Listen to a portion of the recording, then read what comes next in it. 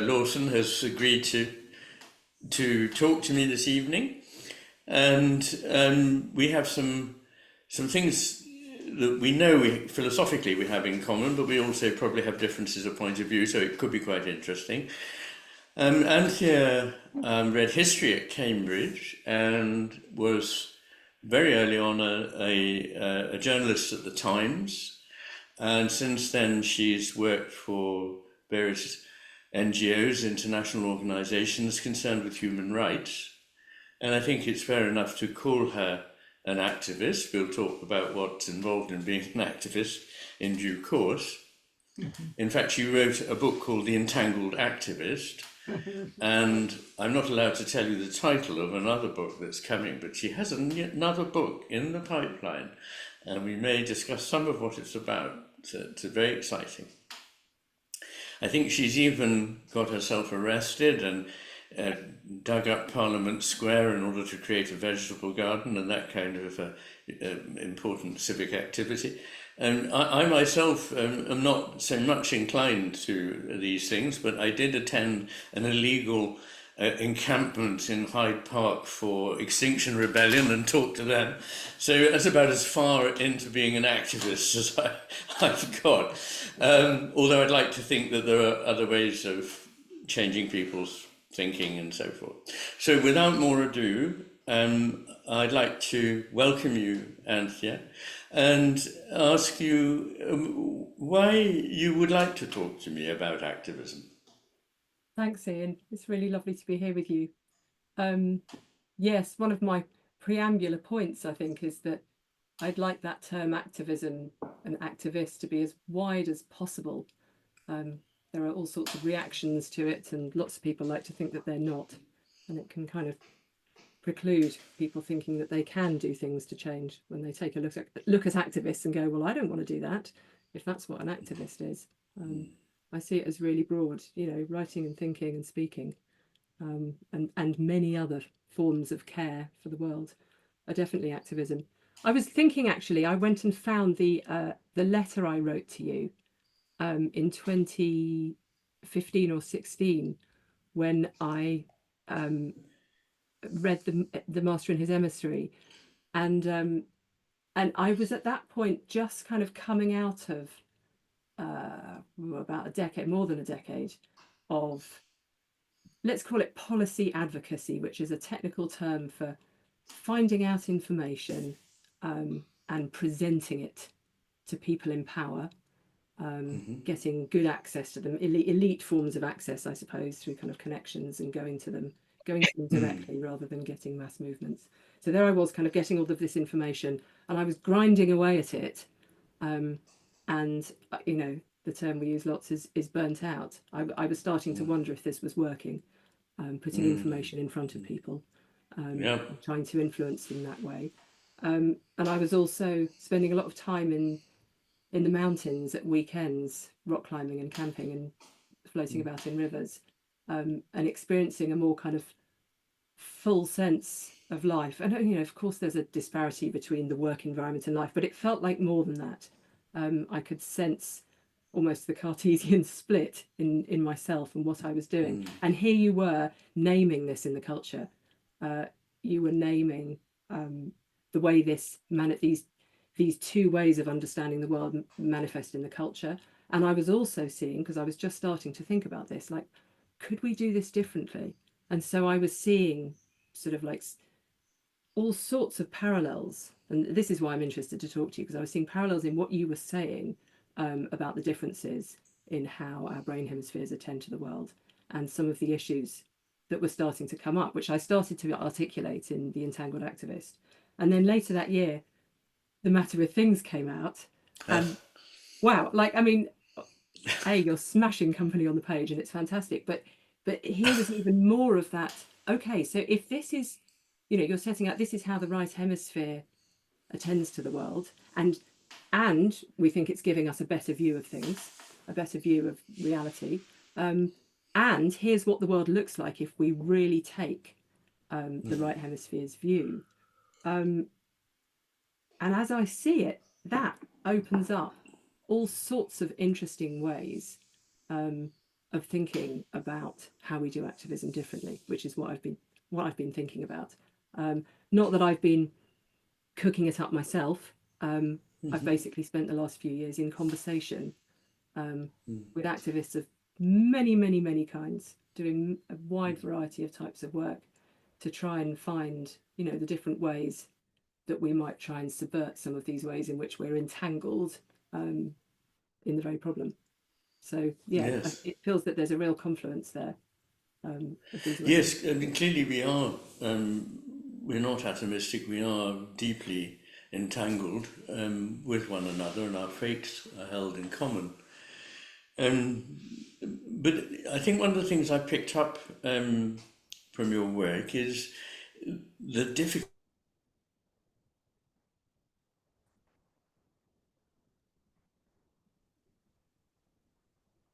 You've just frozen for a second, Iain. Doesn't want that to rob one of any kind. Sorry, did I freeze there? Yeah, I lost you there. Can you say the question again? Yes. The question. Well, yes. What I was saying is one of the things that I don't know what's with my connection this evening. I'm very sorry to everyone about that. Nothing I can do. One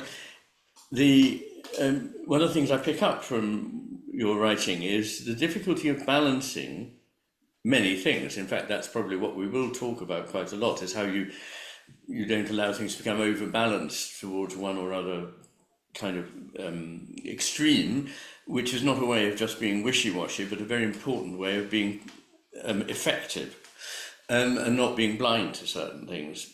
But one of them is you stress that it's okay and good and right that we should listen humbly and quietly to other people and their position and what they want. But at the same time, we shouldn't see that as meaning that we sort of abdicate and go, well, we don't give back, as it were. And we can get caught in a thing where we don't feel it's our job to. But actually, if we're going to be any help, then we have to. How do we calibrate that? Yeah, this balance is a huge part of it. I like your picture of Heraclitus and the bowstring and the lyre, and the string is under tension, and that's what gives it the power to do what it does, to produce the sound or send the arrow off. And so that tension between acting, not acting, like finding enough stillness within to act from a good place, and not one that's all about our own needs, but not flipping over into not acting at all, is absolutely at the heart of it. And we're trying to do that in a culture which has separated those forms of balance. It has separated the material and consciousness. And so one of the consequences of that, for thinking about this, is that it can be very easy to say, oh, well, I'm not attending to the politics if I'm looking at what's going on in my inner world and how I'm perceiving this. And you can be sort of accused of sort of retreating to the yoga mat in the cliche rather than being on the barricades. So there's that polarity. There's a polarity between doing and being and action and rest, and they're split. And so we find it very hard to bring them together into a balance. So the tension is finding ways to do that within this culture that is constantly giving us messages to this is one of the things I first noticed. Here we are. Is Iain still there? Well, something happened. Maybe it was at my end, it often is. Yeah. And you froze, you were in the middle of explaining something, and I'm afraid I lost it, and then the whole thing came down. And let's find Iain again. I'll spotlight you. Yes, it didn't freeze. Can you hear me? For me, we can. Yeah, I'm just going to put the camera back on you. Well, I'm just wondering if the only way to solve this is for us to switch cameras off. It's a little bit disappointing, but let's keep going. But I think that might be. Yeah. Let's see. Yes. Anyway, more to the point, Anthea, I'm sorry to ask you to repeat that, but whatever it was you were last saying. Yeah, it was. I'm not quite sure where you went, but it was the point that we're trying to find this balance within ourselves in a culture, which is in a culture which isn't doing it.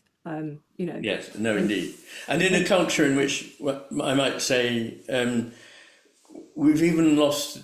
We not only lost the balance, we've lost the idea of what that means. So it seems to me that far too much public discussion is so crude, so black and white, so caricatured that it has no place for another point of view. But there always is another point of view. And, Carl Jung, for whom I have a great deal of admiration, was not alone in pointing out an ancient truth that every devil has its angel and every angel has its devil, and that you need to be aware of these other sides of things. That, to quote Heraclitus again, the road up is the way down, and that is true. You can't. We live in a world in which there are just certain things that are good, and they can be quite isolated in an abstract term which is put in a box, and we just do more of that. But this is going to spell disaster. What do you think about that? Well, I think I'm just thinking of a particular example of that in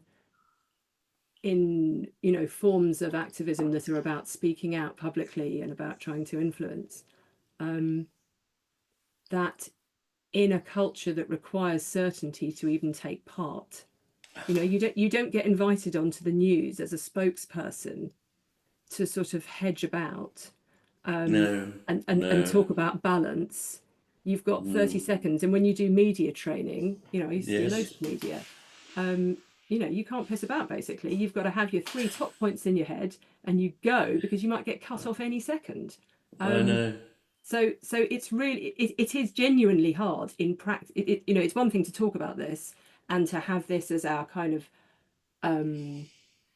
our sort of psycho-spiritual underpinning of how we're going into it, but then at some point we kind of like meet reality as it's breaking around us and have to engage with that if we want to engage with the world. And that's that is for sure that's a very real challenge. This is one of the things I wanted to ask you about. It brings me to one of the things I wanted to ask you about as a kind of preparatory point, really, which is about, and this has come up in some of our previous correspondence, your thinking about metaphysics, the fundamental kind of building blocks, the kind of wrong metaphor. Those are far too thingy, aren't they? The fundamental principles of what is in the cosmos. And we're talking here about sociopolitics and what goes on in the shared realm and in discourse. I wonder if at this sort of point in the conversation, it might just be helpful, sort of preparatory to where we might go next, for you to say a bit about how you see the relationship between the two. Because I know you've said many times in your work that, this isn't a plan of action. We can't instrumentalize this. And yet here you are you spend a lot of time very generously sharing your ideas, in all sorts of fora. And so there must be something in you which can see there is a use for them. Well, yes. I'm curious how you see it. I mean, I suppose that talking is also acting, and maybe an important part of producing any change. So there's that. But I think what you're getting at is my belief that all things are effectively relational.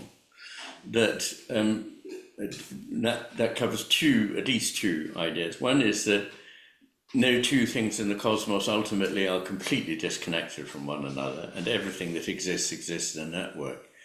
But the other point, which is more to what I think you're getting at here, is that I try to develop an idea, which is a very difficult thing to do without being misunderstood, that there is no single truth, and that there is not just an objective truth out there, and it's our job to register it passively, like a Geiger counter or whatever. But I don't want to say that truth is whatever you happen to experience it as being. I think once you go there, I mean, okay, it's a fine personal statement that you can say, well, this is my truth, and I get what that means. As a psychiatrist, I would explore with you. So, what is your truth like? So, but when we're actually looking for truth, that's not a way to go, because some ideas are more valid than others, simply. So, I don't want to give the impression that there is no truth. If there were no truth, there'd be no point in our talking. There'd be no point in getting up in the morning, and in fact we might as well top ourselves now, because the only reason for doing or saying anything is that we believe that certain things are true. So that is the important thing, but that truth is always a relation, and that doesn't mean it can be any old thing. I don't want to go on about this too long. I'm trying to think how to do it quickly. But I mean, the example that I give, I think, very early on in the matter with things, is a piece of music, which is always different when it's heard. It's always different when it's played by a different quintet or whatever it is. That's marvellous. That's how it should be. But it doesn't mean that it can just be any old thing. I mean, on the whole, it's extraordinarily important that the performances and the hearings of things should cohere.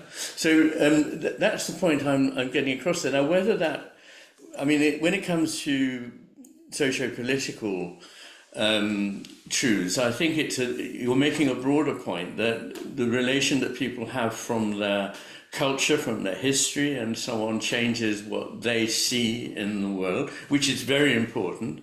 It's that idea of being embedded or embodied in the world, that we don't just float like left hemisphere abstractions across the surface of it, but have roots in the world, and those roots and the history and all the implicit things that come with the culture matter.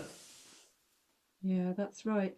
One of the things I've been thinking about is a topic that can get quite fraught, and has been quite fraught. I mean, it's not new, but it has been particularly fraught over the last 10 years in some activist circles. Like everything, yeah. Like everything, yeah, indeed. Which is this question, well, it's social media, isn't it? We can suddenly all see each other. Previously, activists I'm just talking about activism now on social media. Previously, people did things and not everyone saw it, and now everyone can see what everyone's doing, and it's opened it all up, for massive criticism and a lot of understandable reactivity. But this question of who speaks comes down to whose experience is it, and whose experience has been privileged in the past and maybe still is, and whose hasn't. I'm interested in this idea, which you're presenting metaphysically, of truth as relationship, and that instead of truth being like a fixed thing, which in this case, the resonance I see is of who speaks politics is, well, that person's truth is true and therefore that person's true isn't. It becomes very kind of zero sum, can do, in its kind of, let's say, left hemisphere sort of inflected sort of extreme. And actually there's something really interesting that happens if we see it as relationship, because then it's in the conversation and in the working together. Now, and that might mean still making sure that the lived experience of those who've not, been able to speak in the public sphere, is prioritized in a circle of activists who are, coming together to try and do something, some with experience and some without. But something can be found in the working together, because if we can't have those conversations at all, then what you've got is people who, with privilege, who are not able to, can feel that they can't do anything. This is really tricky to talk about, because there's reactions all the way. And Yes, I have yes. to own who I am. I'm a white middle class woman who's worked for professional organisations that have probably excluded people. Well, yes. Along the way, how to do it. But it is important to say that, because I'm sure it is, but I mean, we can also have a guilt fest about that and ignore what's that's not guilty. But I tend to turn up and say it, and I find it can diffuse some of the tension in the interaction, just to name it, rather than just sort of barrel in. Of course. Yes. But still, the interaction is what can create then the possibility of us being able to work together. Because the way I see it is, if we're not going to all get together, or in bigger groupings than our very small groupings, we don't stand a chance actually against, whatever you want, whether we look at climate forces, far right forces. We're going to have to be able to get together with people with different experience, absolutely, and be sensitive to what's needed there, but also find something in the relationship. Yes, I think you're absolutely right, and we need to be careful about those relationships with the people that we're talking to, be thoughtful about it and be sensitive about it. But we also need to see that the points of view are themselves also coming from relationships. I'm just thinking about a typical cultural clash, which would be, one of the most horrifying of them would be the difference between the view of a rainforest from those whose ancestors have always lived in that rainforest, and the very rich idea of what that is and what their relationship to the trees and to the rivers and to the mountains is. The contrast of that with somebody whose job it is to go in there and log it and put it on trucks and send it away, because that's... So, you can't really think of almost a starker example. So when that happens, it's not that everyone just makes up something about this forest. That would devalue everything. I think that the insight that people have who've lived in that forest and have done so for millennia is going to tell me a very great deal, and a great deal of richness, which also is not difficult for me to understand or you to understand. Of course, we can't understand the whole picture, but it would be quite wrong to think that just because we're white and middle class and we have to flagellate ourselves ritually, that we don't understand there are lots of extremely sensitive, interesting, imaginative people in the West. And what we want to do is not to fragment things so that it's us against them or so on, but say, how can we bring that imaginative vision, which we may only partially understand the full impact of, but we do understand and we want to further. How do we bring that to a place where it can negotiate with the other views of what is going on here? Yeah, that's right. And the that view of truth as relationship, and you allude to this in the book, is it's something that's absolutely fundamental to Indigenous culture. Funnily enough, it's also, I recognize it from feminist theory, which recognized, as women came together to say, okay, this stuff that I'm suffering and experiencing, and I feel isolated because it's happening to me in my relationship and at home, women got together and said, oh, hang on, it's not just me, this is a thing. And from there, political, this is the basis of political action, is forming knowledge together in the relationship. This is where I find it very interesting that the insights that you're setting forth, about the sort of fundamental nature of things, both help to make sense of the problem that's going on in the world. In fact, they highlight three things for me. They show the problem that's going on in the world. That's what you set out. You can see it in what activists are trying to do.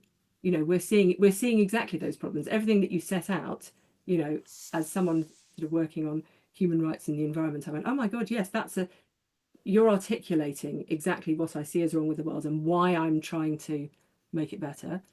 And at the same time, it's articulating what can go wrong when in the activism we try and do it. So let's take another example that for me arises from this sort of fundamental principle of relationships as primary rather than things, which is this idea that we make change in sort of linear, mechanistic cause and effect ways.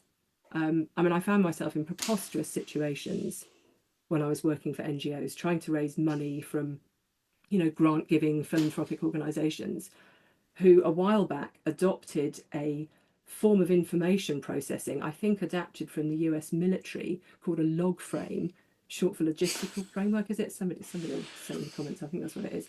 Where you literally have columns of here's what you're going to do, here's the output, here's the outcome, here's what's going to happen if I go and meet, you know, this number of special advisors in this number of ministries and get this many headlines in The Economist and the Financial Times, you know, which is the newspapers that they're reading, you know. And yes, of course, we don't want to just like randomly go into it, but there's a very sort of there's a narrowing that happens when we're seeing change along this thing is going to act upon this thing, rather than seeing it, you know, as some notable supporters and writers of good campaigning like Joanna Macy, you know, have long noticed, seeing it in terms of flows and systems and a much more expansive way of doing it. But again, when it comes to it in the moment, it can be hard to find a practical path through, you know, when you're faced with, oh, well, what should we actually do? Oh, let's go and have a meeting with that guy. Well, for me, that illuminates the really interesting and difficult concept of Wu Wei, the Chinese idea of non-doing, which doesn't mean just sitting idly by and letting everything go to hell in a handcart. It's not an invocation to laziness. It's an invocation to be wise and therefore to, above all, move with the flow, with the Tao of things, the way things are going, rather than simply try to, you know, as it were, dam the river and make it go somewhere else that it's not intended to go. There's that, and there's also the idea that when we're thinking about what to do, we should think there are different stages, and that's where pausing a bit before acting is important. That might be the important non-doing before the doing. And then there'll be non-doing afterwards as well. So there are these alternating phases. So bringing it back to war, than which there can be no more pressing example of something where split-second decisions have to be made. I would say that, and I'm not in any way criticizing the US military for having this way of planning. I think it's probably an essential thing to do. But it might be rather like the example I sometimes give of playing music, that when you approach it, you know what it is you want to do, but then you find you can't actually do it without negotiating a lot of technical steps. So you break the piece of music up and you practice it in bits and you analyze it and you do all this stuff. But then when you come to perform it, you must forget all of that. So I imagine there is a very good preparational stage where you go, this is what we would have to do and this is what we'd need and so on. I'm not saying that's not necessary. I'm sure it is. But I suspect that the really gifted military commander then forgets all about that and responds like a very skilled, experienced surgeon to the situation, not really knowing why he's doing what he's doing, but automatically doing what's necessary. And the stories of moments of insight in battle are rather like the stories of moments of insight by scientists and poets, where they suddenly saw what was needed and went there. Yeah, I'm sure you're not wrong about the military bit. I'm smiling to myself because I ran a long single-handed one-woman campaign within the offices of one NGO that I work for to try and ban military metaphor. I think this was when I was becoming sort of like aware of the extent of our entanglement in what we were trying to change. And you know, here we were working for human rights and peace, and you know, like some quite violent metaphor would get used. But yes, you know, your point remains that, you know, we've got to plan it, but then kind of act in the moment. Be flexible, be non-extreme, see other points of view. But this doesn't mean become completely, you know, at sea. It is exactly the way of not being knocked off balance. It's like, I mean, I'm not a good sailor. In fact, I'm not a sailor at all. I've been on sailing boats and enjoyed it hugely when other people were taking the decisions. But I can see that the art of it is like other things I know, like perhaps the Eastern martial arts, in which a lot of it is not doing, but responding in the right way to what comes. And you know, you can't change the wind, you can't change the wave and so on, but you can make a catastrophic decision or a very sensible one of how to use this to your benefit. So one's always got to be, in that sense, in my view, one's got to be wise or, you know, reflective. Yeah. Can you say a bit more about what you set out about the left hemisphere's tendency towards sort of like getting stuck on rules? Because I think a few things happen here around activism as well as in the culture. This kind of having to take a very sort of rules-based approach, because that's one of the things that can get in the way of the kind of necessary flexibility. I mean, you know, I like writing about activism because it matters to me, but I also like writing about activism because it's just a subset of life. You know, we're talking about life here as well. Yes. What is it that happens in that getting stuck on a rules way of looking at it? Well, I mean, people have heard me on this topic a lot, but I'd like to, I mean, I can say some things if you want, but I'd like to hear because you also know really what I mean about that, because you've read my work. Where is it you see these things? Give me examples of things that you feel are examples of this left hemisphere set happening.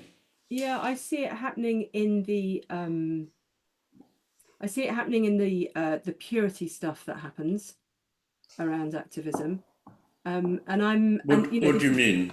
Well, it's interesting. You get purity behavior. Oh, it's a kind of we're right and they're wrong, and a sort of slicing of differences, and into, you know, creating it's fragmentation really. Now, I'm interested. I think there may be several things at play here, and I'm very, you know, I'm compelled by yes, this is a left hemisphere argument. I also see other things going on, but maybe you see those as ultimately deriving from it. One of which is, here we are trying to, well, so in the anthropological argument, the Mary Douglas argument, we're trying to create a sort of symbolic order. In the sort of, the world is very complex. It's more complex than it's ever been, and our evolved cognitive and emotional skills and our ability to manage the effects of our own nervous systems are up against monstrous, you know, forces, really. So here we are trying to make sense of an enormous amount of complexity and incoming stuff. And so maybe we're trying to keep that, you know, is it a lot of activists I've spoken to think it's something to do with that. There's also, you know, there's traumatic wounding as well.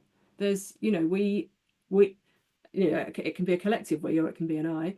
You know, we have been consistently hurt in this kind of context, and so it's safer to turn in and not to try and, you know, bridge out to something broader and to these, you know, broader coalitions that, you know, we might recognize that they're necessary, but you know, it can feel difficult to go there. So those are some of the things going on. Does that sort of land with how you see it? Oh no, that's all part of what I would expect, because nothing is exempt from being part of this culture, and indeed we ourselves have to examine ourselves in respect of that. But of course that can also become a way of life is complex, isn't it?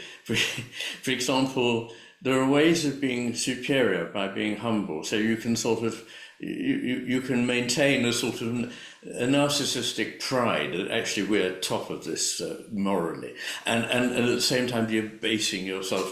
So there's an awful lot of performance that goes on around this, which, if you're tuned into how the human psyche works, is amusing to watch. And I think you advert to it in what you've written. And it can be sort of pretty devastating in its effect in groups. You know, I think this sort of commandment that activists feel to be good is quite an issue, really. You know, so, and it works in lots of ways. Like, I suppose, like, culturally, you know, we see ourselves as individual things, you know, coming into relationship with each other, rather than seeing that we are, you know, in a state of interbeing. So culturally it's difficult. And then specific to the culture of activism, it's quite countercultural to be able to recognize that we might be egotistical, a bit difficult, a pain in the ass, you know, like we do all these things and we don't want to admit it because we're good. And also, actually, you know, it makes sense. Like I make sense. I mean, I have compassion for it. Like I've done it loads myself. I should be totally clear. Everything I'm talking about here in this hour, I have done lots of. This is not me chucking it out at other people. It's called the human condition. It's called the human condition. Yes, exactly. Yeah, so we do all these things, but we really don't want to look at it, particularly when there is so much talk against activism at the moment.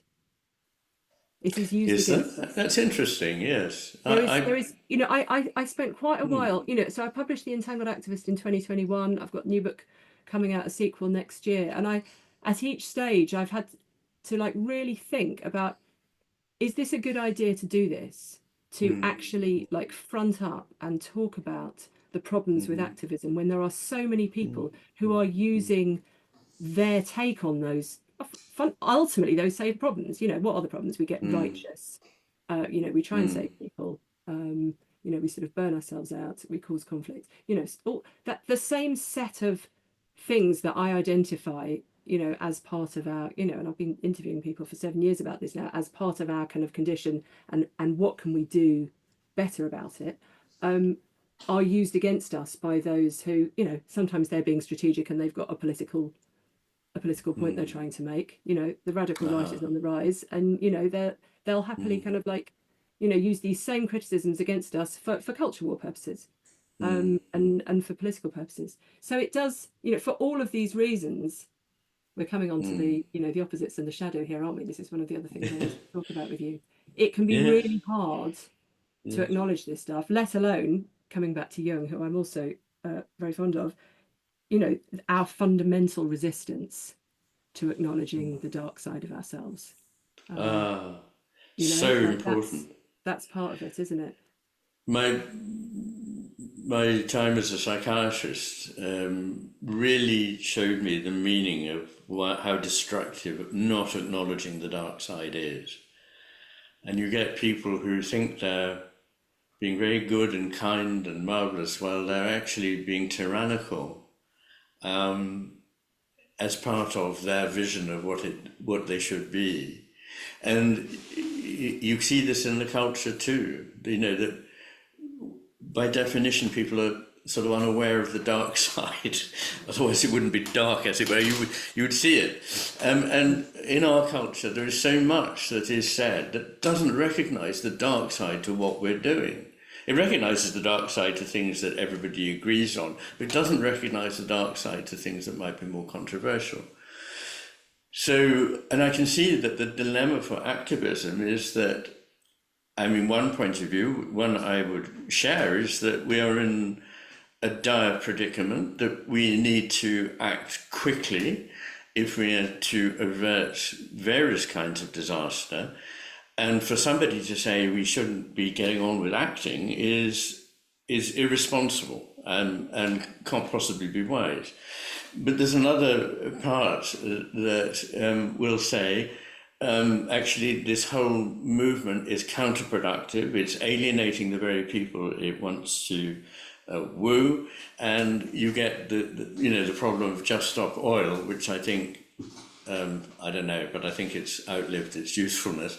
And people like Rupert Reed, who's of course a very thoughtful and interesting man, a philosopher who's working in this area, who has come back away from those extreme positions and thinks that it's much more creative and much more important and much more effective to engage with people at another level in which you're seeing the subtleties of the picture. Now, whether you can afford to do that is you raised it when you said you've got 30 seconds on air to say what it is you think. But is this not part of the problem? We've got to stop that and have longer conversations, not necessarily terribly long ones, but ones the sort of length of the conversation we're having now, between people who are willing, in good faith, to discuss with somebody, not saying, oh, you're beneath me and you're vile and you're this wing and that wing and you're extreme. Just saying, look, we have different points of view here. We're both intelligent. Let's try compassionately to work something out. God, that would be wonderful. Yeah, there's all sorts of projects trying this now. There are yes. dozens that I know of like climate conversations type projects, for example, that are trying to experiment with ways of doing it. There are there's a thing called deep canvassing, which takes this idea of like political canvassing, where you knock on the door and ask people how they're going to vote. But this doesn't do that. It's you get into conversation about the issues, and there's some early research which suggests that it can change. Okay. It can change views.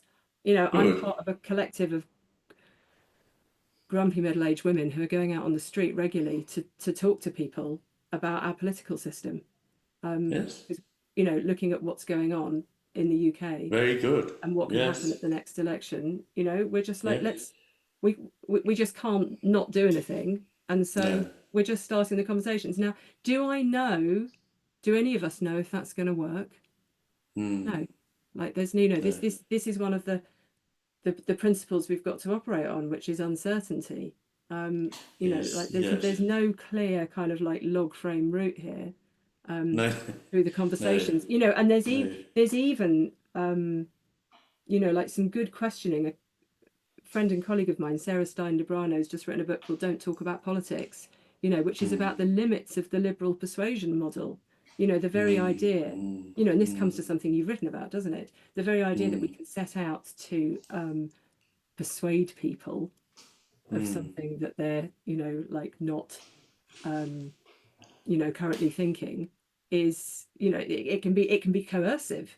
It can be coercive, but we shouldn't lose the idea that persuasion can be effective. And at the same time, yes, exactly. This is a paradox, but there's definitely a kind of tension here between that view of like, well, you can't coercively persuade people, and yet if we are not in conversation with people who don't have the same views as us, nothing will change. No, that's right.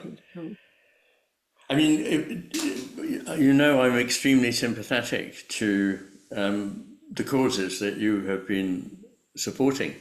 And I've explained that I don't think it's satisfactory not to do things. But would you agree with me that there is a sort of worry to do with the left hemisphere, that because it always thinks it's absolutely got it and very few other people have, and it sees a simple solution, it can be quite damaging to society unless it's more careful. So the example in my mind is the Reformation.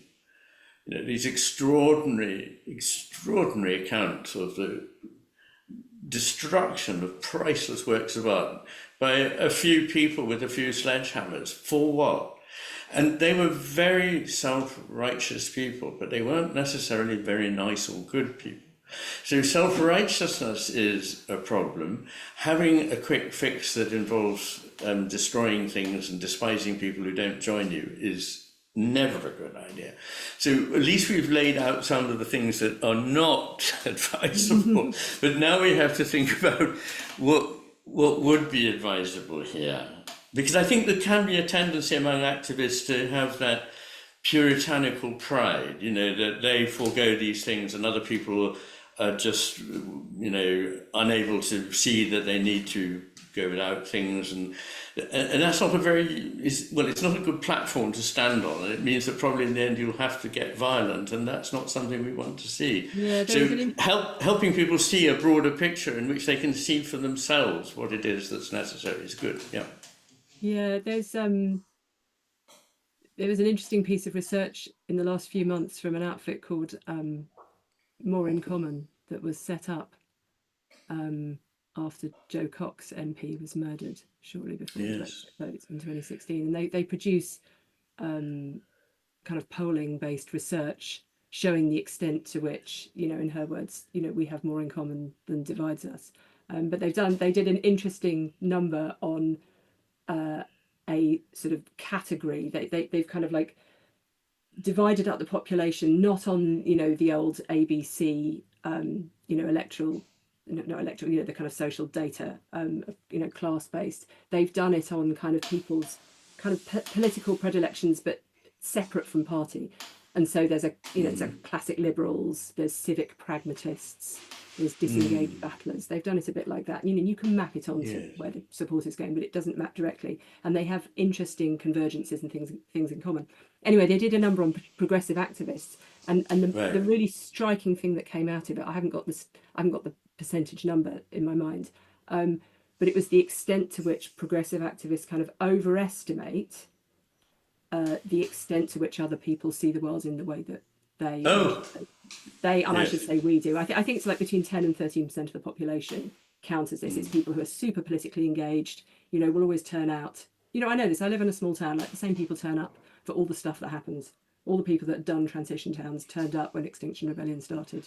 You know, they go to the Palestine marches, you know, like it's often the same, the same people, you know, and that's great that those people are engaged. But there is something that we do, which is we don't see ourselves as like other people, which leads to a bunch of problems in how we might othering.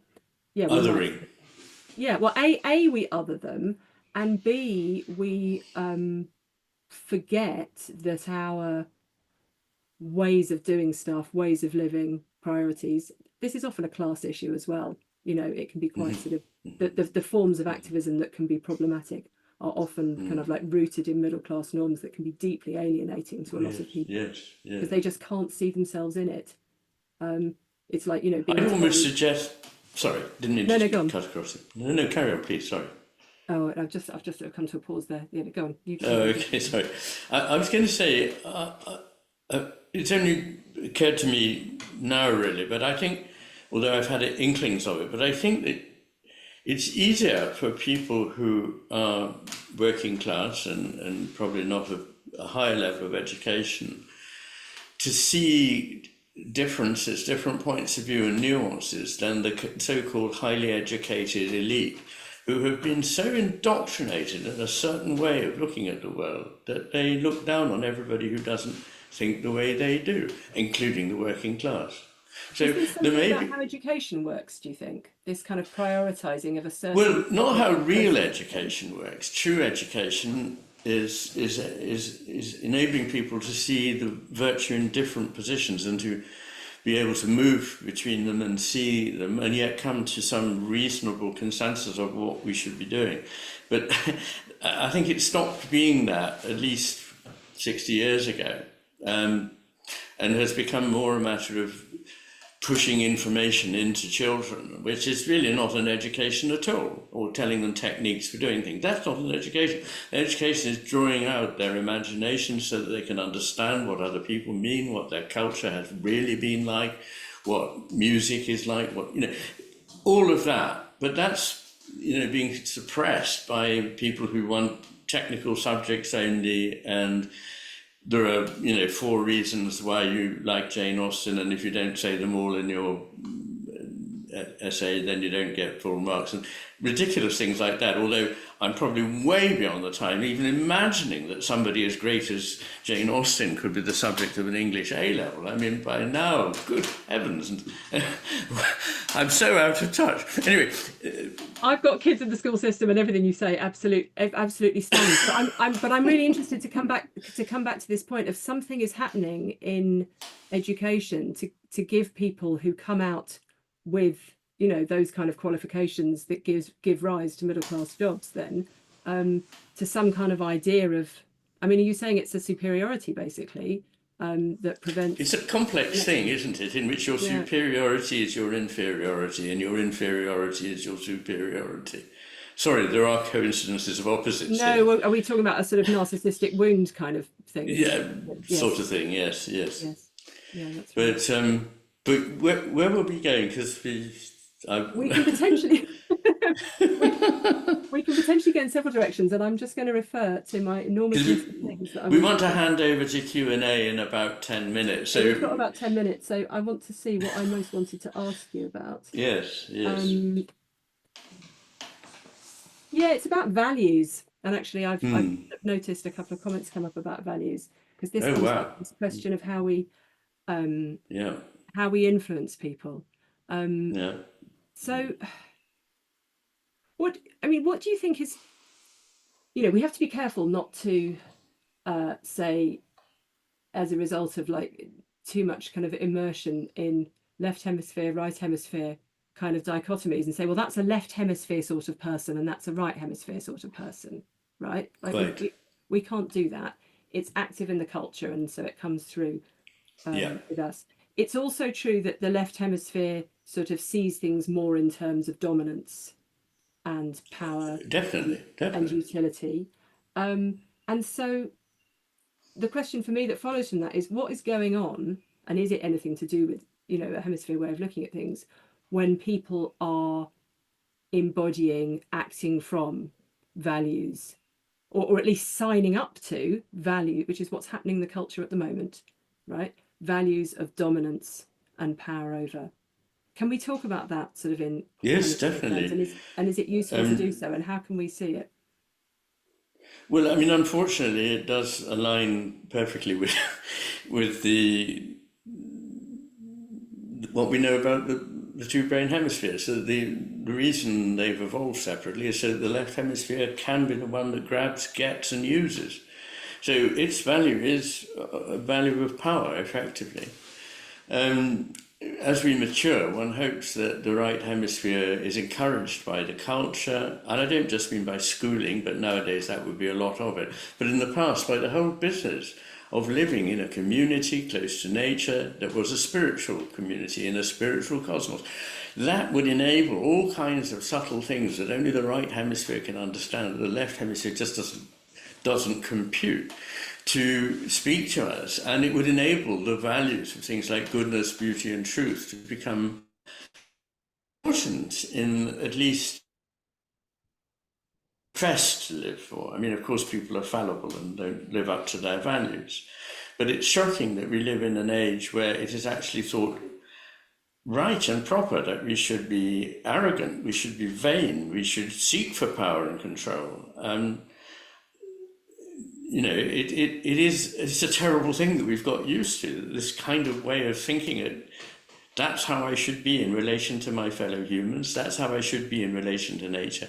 That's how I should be in relation to the divine essence of being, which if you don't get it, then you don't get it. But if you once do, then you can see that it's something you're not going to grasp wholly, but it's very important. So the issue comes when people disagree about what is good and what is true. And recently, probably for the first time in the history of the world, pretending that things were obvious to be called beautiful. But it's much harder to kid people about what's beautiful. Beauty speaks to us directly, and that's why Dostoevsky said, by beauty the world will be saved. But goodness and truth can be really undermined, and in our time they have been. And goodness has become the ticking of boxes and the following of rules and procedures, which it never can be. And this is the essence of all the wise traditions, that there aren't just rules for what you do. It's something to do with your heart. It's something to do with your heart and your mind, and indeed your soul. That is where the goodness lies. And when people ask us, what do we do? I'm constantly saying, but the point is, it's not just what you do. What you do matters. But more important than anything is the heart with which you do it, because it's why you're doing it, how you're doing it, that really makes it what it is. The same thing when decontextualized and disembodied and turned into a left hemisphere abstraction can be good or bad or anything. It's to do with the whole context. So how do we change people's hearts and minds is really the question. It's not just about we must achieve this degree of decrease in percentage of whatever is in the atmosphere. And I'm sure we need to have something like that, but it's like that log something you said from the American Army. It's good to do that, but then when you're actually working to bring this about. We haven't got time just to work by rules and things. See, interestingly, the lack of time makes people think, oh, we've got to have rules and we've got to have boxes and so on. No, the lack of time means you've got to get rid of that. We've got to speak honestly from the heart to one another. We've got to really engage people's pity, their compassion, their sense of well-being. And I believe most people are not bad, and they do have this, and they're longing to use it. And that is how we can save the world. I really appreciated your discussion of values in the matter of things, and I was trying to sort of, you know, I like a little bit of systematizing. I like sort of building sort of conceptual pictures so I can kind of grasp things. I guess that's my left hemisphere doing its thing. And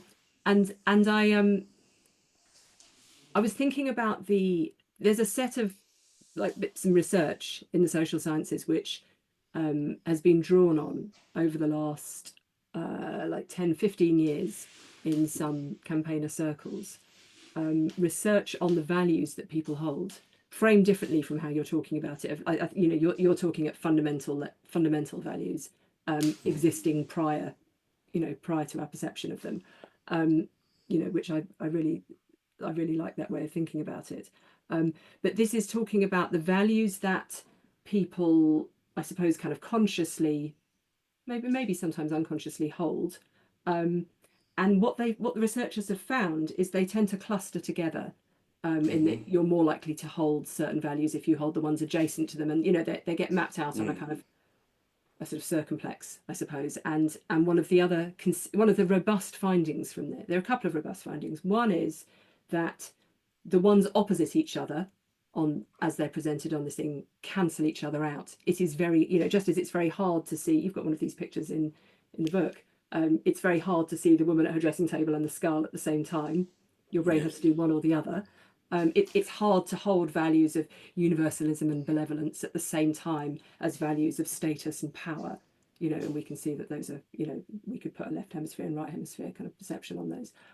So that's one finding. The other is that they can be, can't think of the right word, they can be activated in people by what they hear. What we hear matters, and how often we hear it matters, which to me made a huge sense of how 40 years of neoliberalism, with its focus on the individual, has helped shape a much more individualistic and frankly selfish view in many more of us, you know, and has helped turn many people. I mean, there are many things that have turned people away from activism, you know, smashing up unions, and you know, the very idea of collective action is one of them.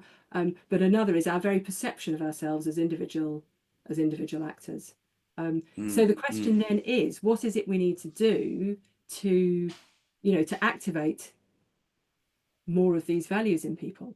And it's to consistently frame things, and this is where George Lakoff, the cognitive linguist, where his understanding of deep frames comes in, because the words we use matter. And so telling people to put solar panels on because they're going to impress their neighbours is working conversely to the values that you might want to activate. But I suppose it might work. It does work in the short term, but the deeper value, the concern is the deeper value is problematic, because we're still kind of anyway. It raises questions about this whole idea of like how we influence people, because just how we are around them and how we're talking about them and what we're embodying can matter in that kind of situation. And often people can be influenced by things that look gentle, look non-strident, look perhaps in that sense weak, but are actually more convincing to people and more important. So big questions, eh? I think we ought to put the floor open to the audience and see what it is that they would like to ask us. Yes, lovely conversation, Iain and Anthea. We've got lots of hands up. Gareth, I think your hand went up first, if you'd like to unmute. Thank you very much. Is that Mary, yeah? Yes. Okay, I'm just putting the video on. Thank you so much. It's such an interesting discussion, and thank you both for being very articulate about it and chiming with things that I think are really important. My question, I'm going to go straight to the question. My working assumption is that journalism is a form of activism. There's been a lot of talk recently around the reporting of Gaza that the idea, the very Eurocentric Western Enlightenment, Christian pseudo-colonial idea of objectivity is coming undone. And we're really seeing the limits of objectivity with regard to, number one, how journalists are being slaughtered for telling the truth about Palestine and witnessing the truth. But ultimately, what does it say about Western objectivity? And I maybe to just put it into the very simple terms of left brain, right brain, isn't objectivity another left brain attempt to be totalitarian about truth? Anyway, that's it. I'm not going to say any more. I hope that my question makes sense. And thank you. I'm very sincerely grateful to both of you. No, thank you, Gareth. Anthea, do you want to respond to that? Yeah, I mean, it sounds thank you, Gareth. That's a really good question. It's funny, your initial point of journalism being a form of activism, that journalism was how I thought I was going to save the world, which is, why I went into it first. I thought I was going to be, the Times' person in, wherever. And a funny thing happened. I discovered I didn't really like door knocking people in crises. And I wanted to kind of like go at things in a kind of longer sort of investigative way. I didn't have what it takes to do kind of frontline journalism. I think this idea of objectivity over reporting in Gaza is connected to this kind of chimera of so-called balance, and I think that's what's kind of been really undoing things in what's been happening for the last 18 months. There's a bit more now. And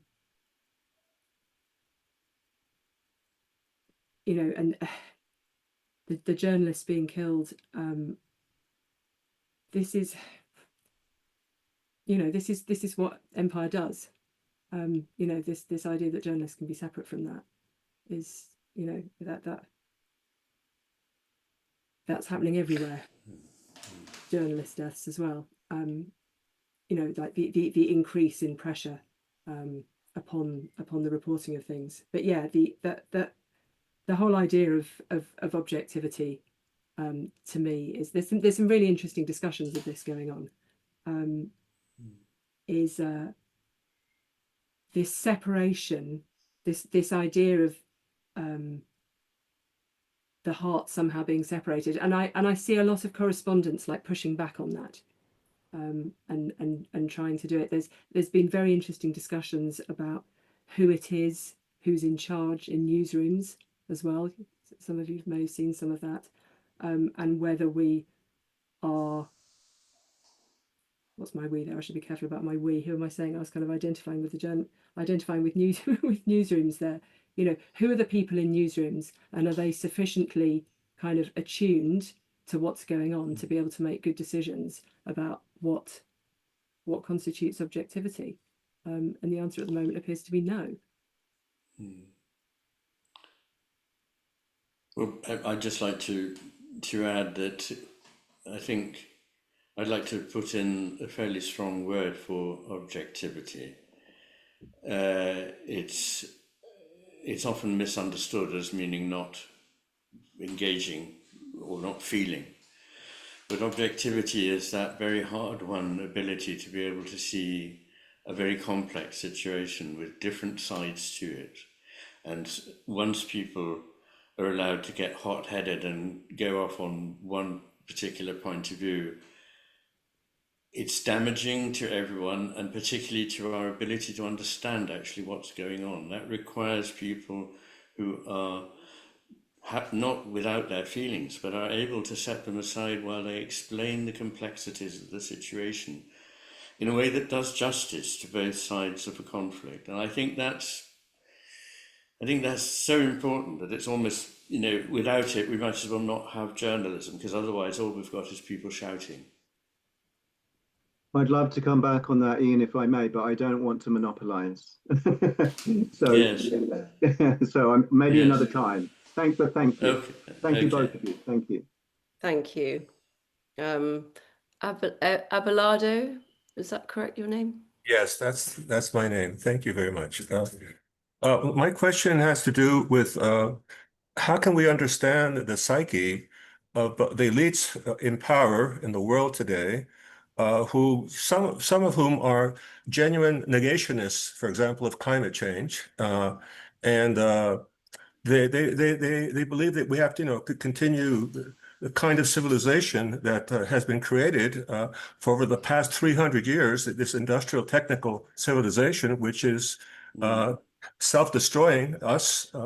And how can we relate to their psyches so we can have a more integral understanding, overcoming these internal dissociations of the narcissistic personalities which are dominating. This might be a class thing, but it's also it's rooted, I think, in a deeper phenomenon, which is the ecological overshoot of the planet. Because genocide is becoming normalized. Gaza, for example, the role of journalism there is to normalize genocide. You can see this everywhere. Health systems are collapsing. That's another form of subtle genocide and class struggle. So we really need to come to terms to this. How can we approach it, please? Ian, do you want to say anything, or shall I go in? If you've got anything to say. I have total crystal ball failure, I'm afraid, but you carry on. Yeah, my crystal ball's definitely not functioning today, but as you were speaking, I was thinking about the quote that gets attributed to Upton Sinclair, who was an American writer, of you can't persuade a man to believe something or change his mind towards something that, change his mind away from something that his paycheck depends upon. There's a fundamental kind of power problem here, which is that the system of incentives has got us in a, it is helping to kind of keep us on certain paths that are extremely dangerous, which is why, I'd argue that activism is needed to, actually build power and sort of engage with how power is going. So part of me, I sometimes find myself kind of speculating about what happens to these people. Actually, I think about it quite a lot, because I'm like, how did you people end up doing this? And I used to do it more when I had a mindset of it was a very sort of like liberal kind of persuasion mindset of my job is to try and persuade these people out of it. And I was like, well, how can they have gone down this wrong path?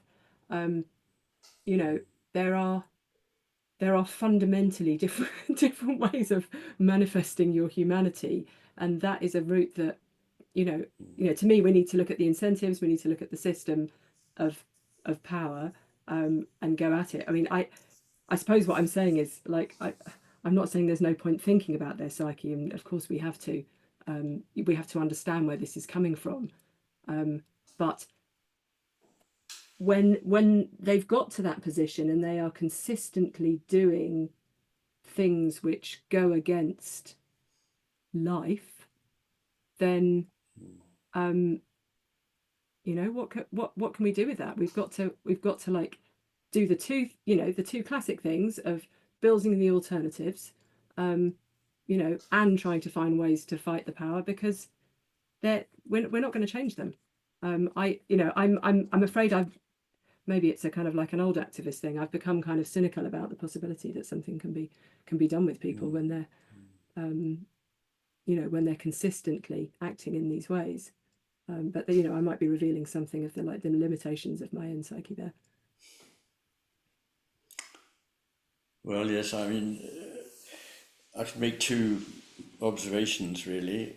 One is that positions of power are commonly occupied by people who have the so-called dark triad of personality characteristics. And that is a reason why it is important not to give in to voices who say, down with objectivity, down with democracy, down with civil debate. I don't think there are simple answers in this world, and I'm afraid people who do think that there are tend to rise to positions of power. What Western civilization has managed to do rather well, I think, over a period of the last 1,000 years, with obviously its bad moments, is to create a culture in which there are counterbalances to mere power. You know, in some cultures, notably a couple of very large countries that I won't mention that have very tyrannical regimes at the moment, there isn't the same history of a kind of democracy that began in Europe in about 1,000 years ago. And it's sort of part of our culture. And that's why I'm sick of hearing people disparaging Western culture. I, of course, am one of its biggest critics for where it has gone recently. But let's not throw away the achievements that it has made. It's, again, a mixed picture. I will go to my grave saying things need to be thought about in a subtle way, in a balanced way. And that means more discourse, not giving in to people who have a tyrannical position and a tyrannical voice. And that has to be a political solution. The only other thing I can think of is that I believe that this is very left hemisphere consistent, you know, the power seekers, and one thing about left hemisphere mindset is that it's resistant to contrary evidence. The more you present contrary evidence, the more it denies it, and that's the end of it. So how do we get out of that? It's a so-called positive feedback loop. And I think the way is always through a sort of, I don't want to say quiet revolution, but that is actually what I mean. I mean enough people who are intelligent, who are thoughtful, who are willing to be civil, saying very strongly and clearly what is going wrong at the moment. And that is what I try to encourage. It's my little contribution. But I do always believe, along with Margaret Reed, that am I getting no? Yes, that you know, revolutions start with a small group of people. So let us be that small group of people. Margaret Mead, sorry, I said the wrong thing. Okay, lovely. Let's go to the next question. Dan Quinlan, did you want to unmute? Thank you very much. What a wonderful conversation. Thank you so much for doing this. In my work, I do a lot of work on climate change. I have for about 10 years, and a lot of it's about the impacts of climate change on human health, which is not a fun topic to dwell on. So several years ago, I kind of went down my own path and tried to figure out how I'm going to deal with my grief. And part of it was to get to books like yours, Iain, The Matter with Things, which it just was amazing to me, and help me to understand why society, why I hadn't solved the problem, if you know what I mean, you know, then that frustration. So I felt more forgiving, more, you know, more humility, those kind of things. But then the other part was also to go down the path of contemplation, meditation, a daily practice. So my question is, I feel like by going down both those paths, which are not the same thing, but related, that maybe I'm rebalancing internally in my own brain, my left, right hemisphere, I'm getting it better in balance. So that was my question. Is that how you would see it? Well, I'm delighted to say quite simply that I do think you're right about that. Yes, it does sound very plausible indeed. And you come across as somebody who has got that balance, which is as much to the point. Well, as you know, it's a spectrum, so I don't feel that way. So thank you for saying that. I appreciate that. But No. and maybe that's another question. So I don't know. You know, how do you keep going, right? I mean, we keep hitting these new roadblocks, and then you just keep going. So maybe that's a question for both of you, and then I won't ask anymore. How do we keep going? Yes, yeah, because you continually hit new roadblocks, right? I do feel more peaceful, but you know, new news comes, and then it's like, wow, I feel like I got sent back to the way I felt in 2018. I know.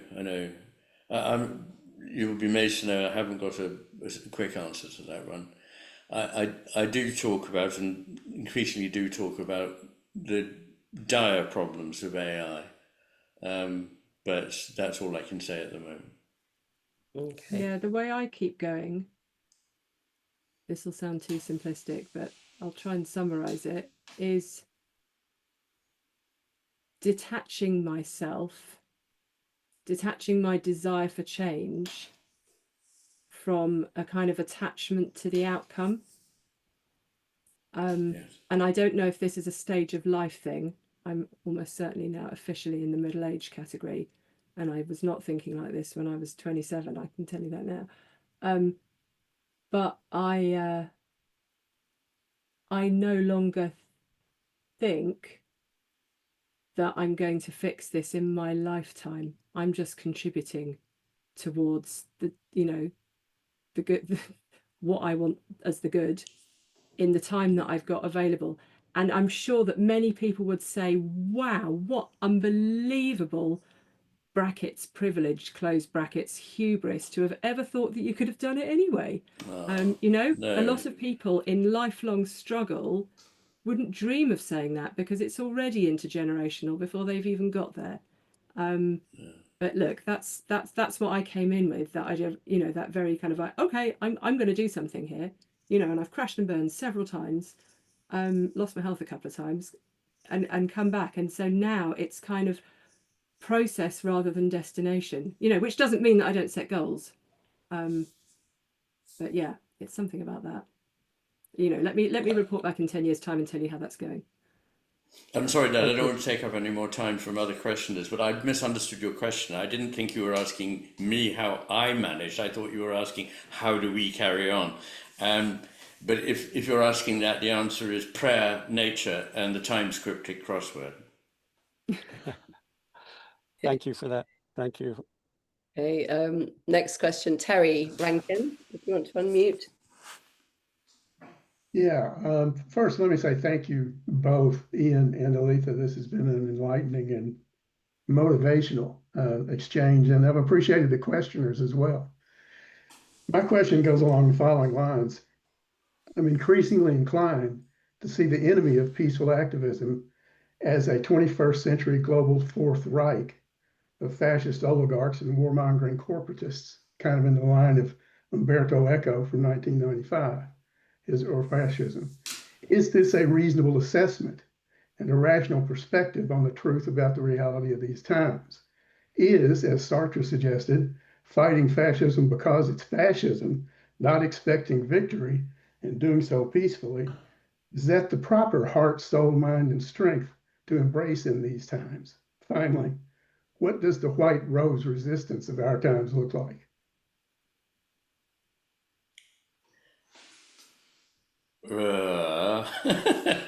Well, I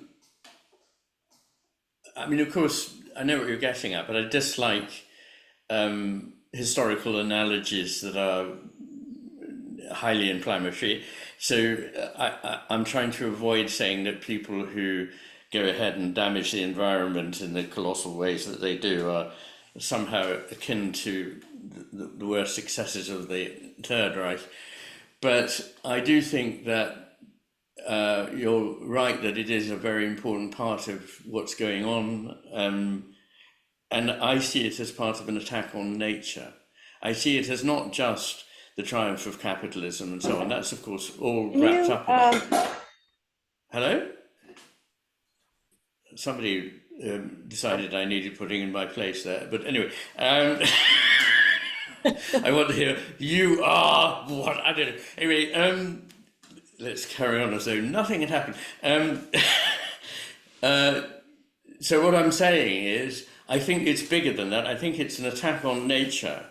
I think that is the real core of what's going on. It's behind AI, it's behind runaway capitalism, it's behind destruction of the environment, it's behind a lot of psychosocial things that are going on at the moment as well. So that would be my answer to that. I don't know if you've got anything to add, Anthea, or different to say.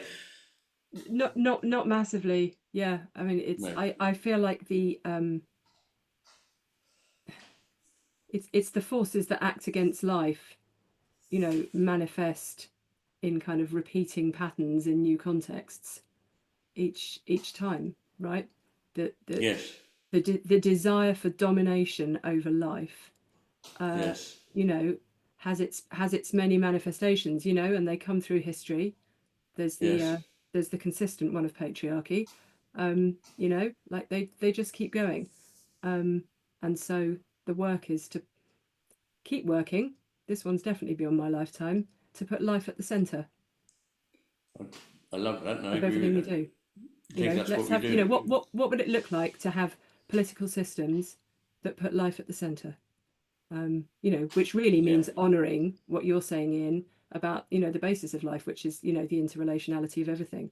If what would it look like to put that metaphysical understanding, which is also a spiritual understanding and also a very practical one? It's a very practical one.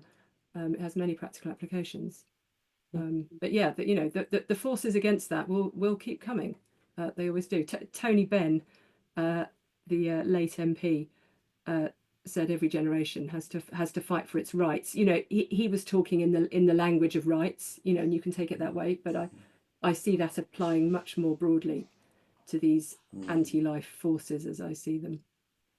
Yeah, I just want to add in a little thing here, which is, because I think it's so important, never feel that the little you can do is not worth doing because it's little. It depends on what scale you look at it from and who's receiving the message. So, and the other thing is, you're not asked to do more than you can do. That would be utterly intolerable. You can only do what you can do. And goodness knows, if enough people actually espouse that philosophy, a lot of big things would change. Right, lovely. Let's go on to the next question. I think, is it Tilly?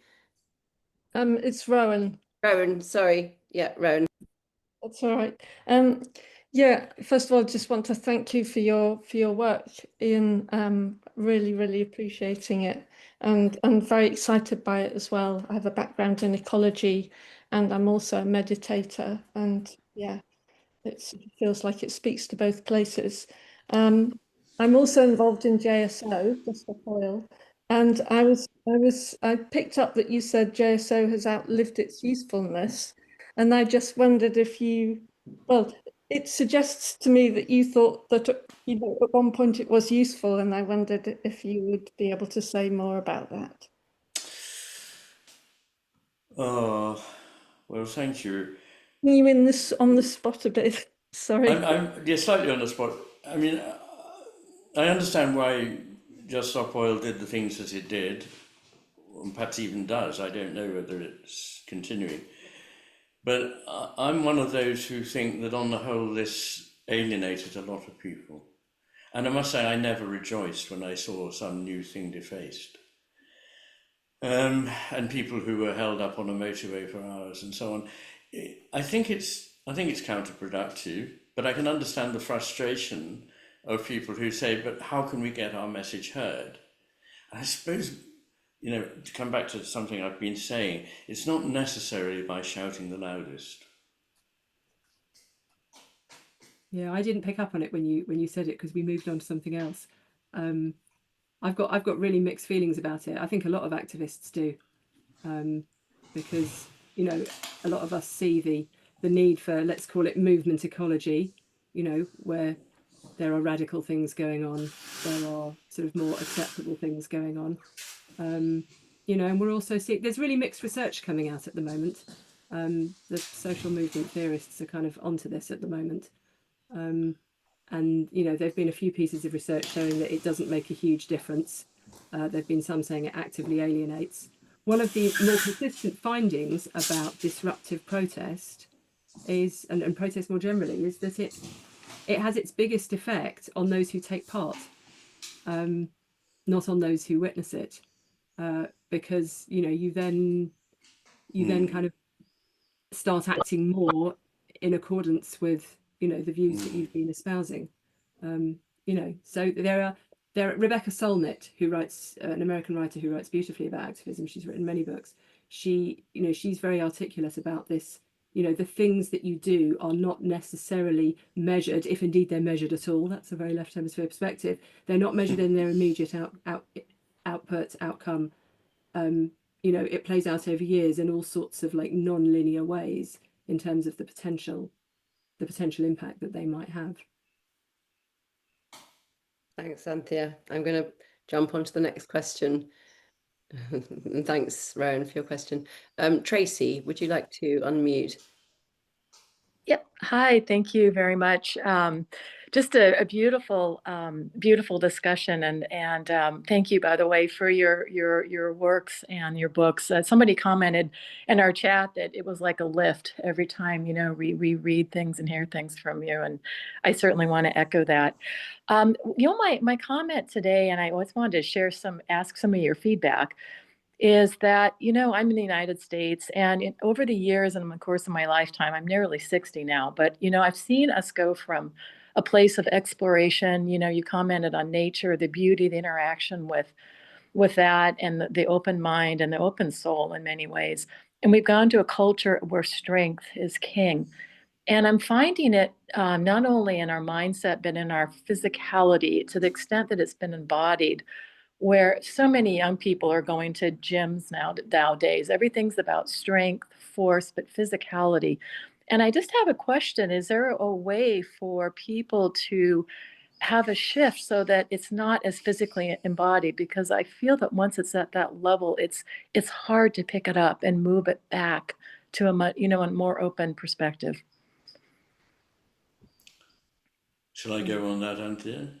Yeah, you go first. Yeah, I think it's not physicality itself that is the problem. It's the need to become almost, in some cases, distortedly muscular. And it's a kind of narcissism, it's a kind of power trip. It's pretty disgusting in my view. And this was never a goal in the past, but our lives have become particularly disembodied in this period. So I would definitely not want to say the physical side of things is not where we need to be paying attention. We do. But how about things like dance and music and some of these interesting Eastern practices, so-called martial arts that are actually very peaceable and spiritual. And these are ways of getting yourself in contact with the world. What about spending time in nature? Sounds a bit corny, but taking your shoes and socks off and walking a little bit in nature, and sitting and listening to nature without thinking about nature, but just being grateful for it and communing with it in a non-verbal way. I think these are ways of physically grounding oneself that are really important. And I suppose there's one other thing that I should mention. It's a physical, but it's also a very important social bond, which is sharing meals with people. Good heavens, what happened to that?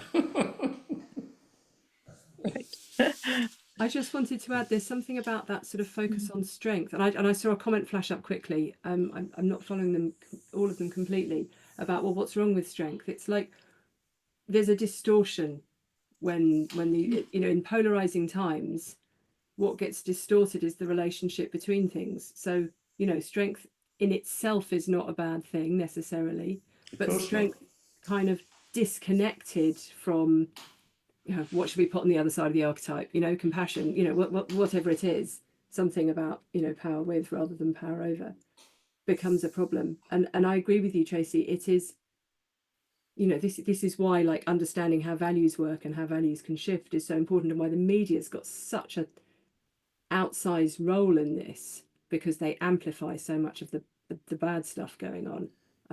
I often think very unwittingly or / very cynically, because it seems easier to shift people in one direction than to bring them back in another, precisely because of how power works. You know, it's got a sort of a lure to it.